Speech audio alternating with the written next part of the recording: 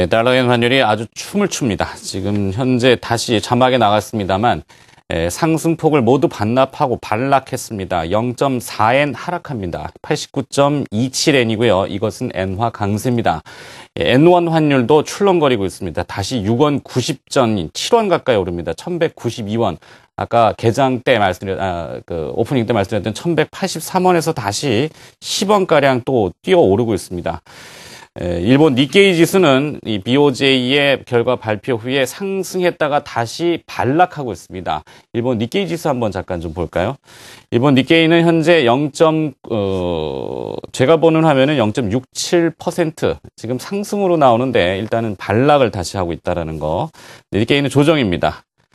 니케이는 BOJ 결과 후에 다시 반락했고요. 하여튼 일본 때문에 오늘 뭐 출렁출렁거리긴 있는데 코스피는 큰 변동은 현재 없는 것 같습니다. 노출된 재료라는 거 이것만 좀 알아주시면 되겠습니다.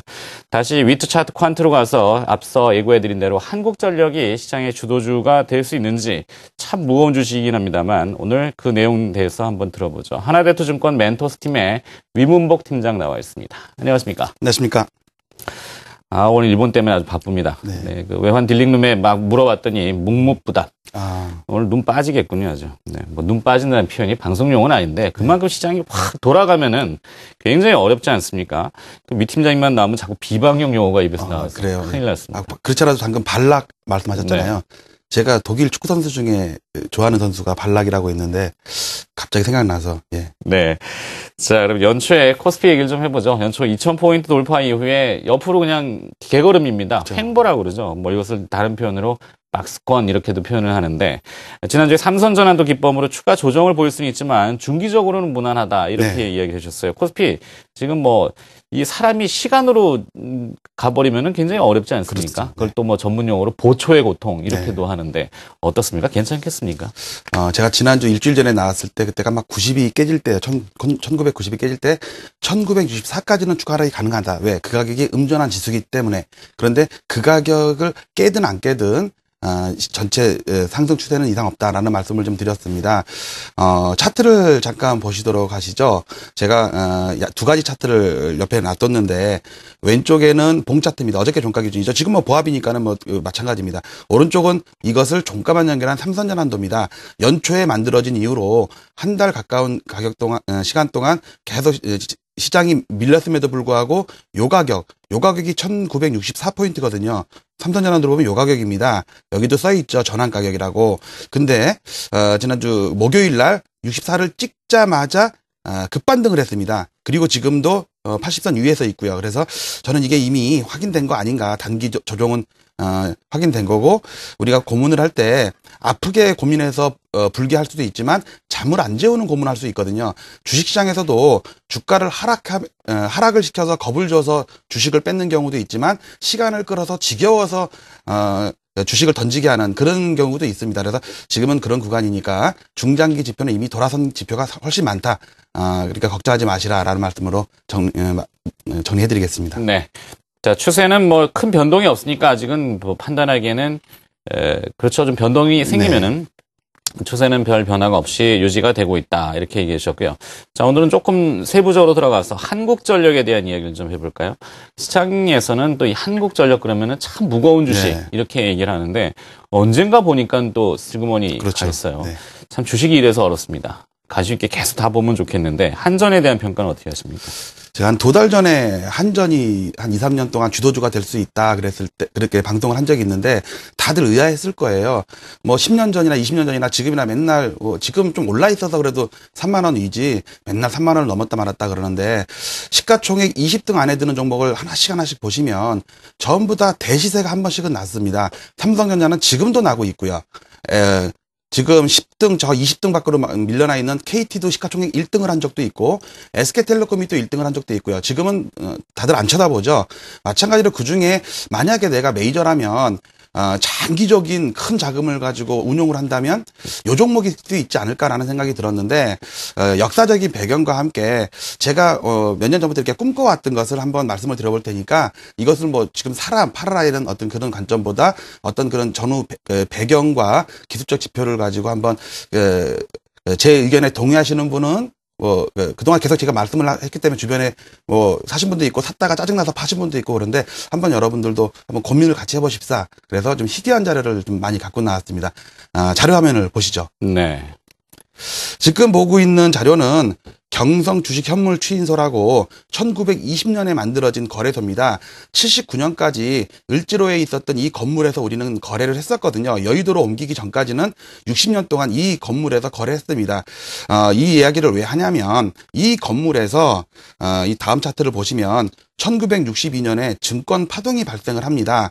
증권 파동이라는 것은 두산 대백과사전에 이렇게 쳐보시면 한국전력이기 때문이라는 얘기가 나옵니다. 제가 증시에 심취해 있을 때 한 10년 전에 미국 기밀문서를 좀 입수한 적이 있어요. 한 페이지, 한 권 분량의 페이지인데 거기에 증권 파동, 62년 5월에 증권 파동에 대해서 아주 심도 있게 분석해서 미국으로 에어메일로 보낸 그 자료를 분석해서 제가 자료를 갖고 있어서 좀 줄치면서까지 공부를 한 적이 있는데 1956년에 12개의 종목으로 우리 증시가 열립니다. 재개장하는 거죠. 1945년에 일본 패망하면서 문을 닫았다가 참고로 우리 증시의 역사는 110년이 넘습니다. 1896년에 인천에서 쌀 선물 시장으로 시작했죠. 자, 왼쪽에 보시면 시크릿이라는 기밀 문서가 있습니다. 여기 또 보면 왼쪽에 CIA라고 나와요. 중앙정보부죠. 그리고 여기 잡으시면 오장군도 나오고 여러 사람 실명이 나와서 제가 좀 언급은 안 하겠습니다. 왼쪽에 이쪽에 보면 이게 연합증권금융이거든요. 3원이었던 주식이 한 7개월 만에 380원이 갑니다. 38원도 아니고 380원. 100배가 오르는 거죠. 4, 5개월 만에. 이러면서 그 당시에 우리가 원조 경제에서 차관 도입으로 바뀌었는데 그 차관의 70%에 해당하는 금액이 사라집니다. 그 돈을 메꾸느라고 한일은행 등 5개 은행이 거의 망할 정도였고요. 요 얘기를 왜 하냐면 요 다음 자료를 보겠습니다. 요 다음 자료를 보면 1956년 개소할 때 상장 12종목입니다. 다우지수가 지금은 30종목이지만 1896년에 만들어질 때는 12종목이었습니다. 한타스였죠. 그때 보면 증권거래소가 상장이 돼 있었고 연합증권금융이 있었고 이 두 종목을 증권관계주라고 그러고 나머지 종목을 자산주 이렇게 얘기하는데 이 중에 경성전기와 남선전기가 있습니다. 당시에 전기회사가 3가지가 있었는데 비상장회사였던 조선전업이 있어요. 요 세 종목이 합병을 합니다. 합병을 하면서 한국전력이 돼요. 한국전력이 되면서 어떤 현상이 있었냐면 왼쪽에 있는 게 남선전기 건물이고요. 오른쪽에 있는 게 경선전기 건물입니다. 오늘 아마 생전 처음 듣는 분들이 많을 거예요. 왼쪽에 보면 한국전력 입찰이라고 나오죠. 이 입찰을 통해서 증권 파동이 일어납니다. 5.16 당시에 군사정부가 정권을 잡죠. 그러면서 민간 인양을 약속을 합니다. 그때 중앙정보부가 이제 개입이 돼서 증권 파동을 일으키는데 당시에 일제시대로 치면은 미두왕 반복장, 지금으로 치면은 한 박현주 회장 정도 되려나요? 당시에 윤흥상이라는 증권가의 거부가 있었습니다. 그 거부와 그야말로 큰 손이었죠. 그리고 강성원 씨 중앙정보부 행정처장이었는데 지금은 성원건설의 그 명예회장이죠. 둘이서 작전을 펴가지고 네. 엄청난 그 파동을 일으켰습니다. 이때 이 한전주라는 것이 주도주가 돼가지고 지수가 50포인트였던 게 1800포인트까지 올라가서 차트가 잘릴 정도로 올라갈 데가 없으니까. 자, 이 얘기를 왜 하냐면 지금 한전 일봉입니다. 일봉을 보시면 한전은 23년 전에 상장할 때 국민주 열풍, 국민주 2호로 상장할 때 23,000원인가 그랬을 거예요. 그런데 20년 넘는 동안 계속 그 자리죠. 자, 그런데 이상한 현상이 벌어졌습니다. 작년 10월 달에 블럭딜이 벌어집니다. 3.7%죠. 외국인은 40% 정도의 주식을까지 몇 개 갖출 수가 없는데, 이 주식을 외국인한테 넘겨줄 수는 없는 거죠. 그래서, 근데 이 시가총액 비중의 3.7%라는 얘기는 외국인이 갖고 있는 거에 거의 한 10%에 맞먹는 것을, JP모건에 넘깁니다. 넘기면서, 급반등했다가 다시 빠집니다. 근데 한 2달 동안 요거 가격을 계속 지켜요. 요것을 우리는 청산 가치라고 칩니다. JP모건 입장에서는 한번 한바탕 하려다가 실패해가지고 버린다 쳤을 때 26,000원이면 본전이 되는 가격이죠. 그리고 지금 3만 원이 넘어서 3만 3, 4천원에 움직이고 있습니다. 일봉이죠. 이런 배경이 있고요. 월봉을 보시면 우리가 후행 스팬이라고 일목균형표 보면 까만선이 후행 스팬입니다. 지금의 주가를 26개월 전의 주가로 그림자처럼 움직이는 건데 지금 여기죠. 지금의 주가가 6개월 전에 캔들을 넘는 과정이 있는데 이 현상은 2002년도에 처음으로 뚫고 지금 처음으로 뚫는 겁니다. 지금 요때 가격이겠죠. 그러면 후행 스팬이 캔들을 넘었을 때의 이러한 대시세가 난 것처럼 지금도 그러한 시세가 날 가능성이 상당히 높다. 특히 구름대까지도 지금 넘기려고 하고 있어요.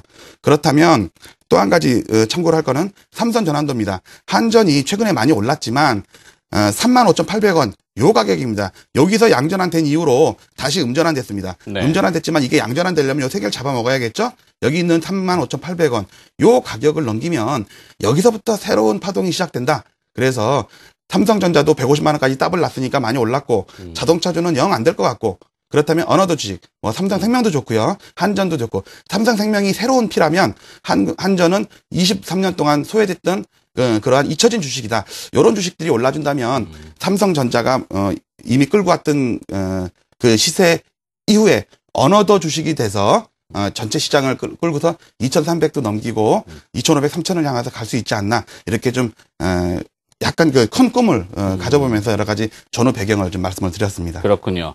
최근에 한전이 단기적으로 주목받는 것은 뭐 전기료 인상, 이것은 이제 세간에 노출된 재료인데 워낙 무거웠던 주식이 움직인다는 것은 시장 에너지를 판단하는 중요한 지표가 될 수 있기 때문에 오늘 한전에 대해서 히스토리까지 들어봤습니다. 한때 국민 공모주 막 이랬죠. 자, 이 비행기가 뜨긴 어려워도 뜨면은 날아간다. 네네. 이런 얘기가 또 있긴 있습니다. 자, 한전에 대해서 다 색다른 시각으로 한번 봤고요. 미국으로 잠깐 가보면은 개인적으로도 미국 주가는 뭐 2007년도에 고점을 넘기지 않을까. 저는 이렇게 보고 있거든요. 뭐 S&P 500 기준으로 5년 내 최고치를 최근에 경신했다고 하지만 다시 2007년도에 그 고점을 넘길 수 있는지 어떻게 보고 계십니까? 저는 충분히 가능하다고 봅니다. 좀 목이 좀 잠겨가지고. 네네네네. 제가 오바마 미 대선 전에 제가 방송에 나와가지고 오바마가 재선될 가능성이 엄청 높다. 미국의 200년 동안 주가 차트를 봤을 때 1기에 주가가 50% 이상 상승하고서 떨어진 사례가 거의 없어요. 왜냐면 주가도 좋았으니까 경제도 좋았다는 얘기죠. 자, 그러면 그 차트를 가지고 오바마의 남은 4년 동안 엄청난 좋은 장이 온다. 이런 얘기를 좀 드리겠습니다. 차트를 좀 보시도록 하시죠. 요 차트는 미국 대선 전에 갖고 나왔던 차트를 그대로 갖고 나왔는데 미국의 200년 동안 워싱턴 때부터 뭐 루즈벨트, 뭐 레이건까지 해서 오바마까지 대통령까지 나와 있습니다. 장기적인 월봉 차트를 이 임기 동안 연결했습니다. 미국은 4년 임기죠. 근데 중임이 가능하기 때문에 보통 2년을 두 번 대통령이 많습니다. 주가가 나쁘면 당연히 재선에 안 될 가능성이 높죠. 주가가 높으면 당연히 재선될 가능성이 높고요. 자, 요것을 재임 기간에 4년이든 8년이든 루즈벨트처럼 4번을 한 대통령이든 봉 하나로 퉁쳐서 차트를 만들어 본 게 요 차트입니다. 요 차트를 간단히 설명드리면 워싱턴 때 처음으로 양봉을 만들었고요. 링컨 때도 양봉이 나왔습니다. 그리고 루즈벨트 때 사선의 대통령이 1932년 대공황을 극복을 했고요. 레이건 대통령이 16년 동안 1000포인트 박스권을 돌파를 했고 클린턴 때 엄청 올랐죠. 그리고 이 차트에서 보시면 희한한 차트가 있는데 재선에 성공하고도 주가가 빠진 대통령이 2명 있습니다. 누구냐면 1000포인트에서 밀렸던 닉슨 탄핵의 그 닉슨 대통령. 그 다음에 오바마 직전에 부시 대통령입니다. 요 차트를 조금 더 상세하게 본다면 요 차트입니다. 닉슨이 처음에는 주가 상승해서 끝났지만 두 번째는 워터게이트 사건으로 주가가 폭락하면서 오일 쇼크를 맞아서 중간에 사임을 했죠. 그러니까 어쨌든 재임 기간에 큰 음봉이 나왔습니다. 그리고 아들 부시 대통령 때도 뭐 1기 때는 대충 조금 마이너스였어요. 그러다가 사상 최고치를 넘었다가 서프라임을 맞으면서 그야말로 반토막 나서 끝났죠. 그러면서 음봉을 나왔습니다. 그 수혜를 받은 게 오바마 대통령입니다. 오바마 대통령은 거의 최저치 7000포인트에서 시작을 해가지고 10,000포인트 넘어서 끝났죠.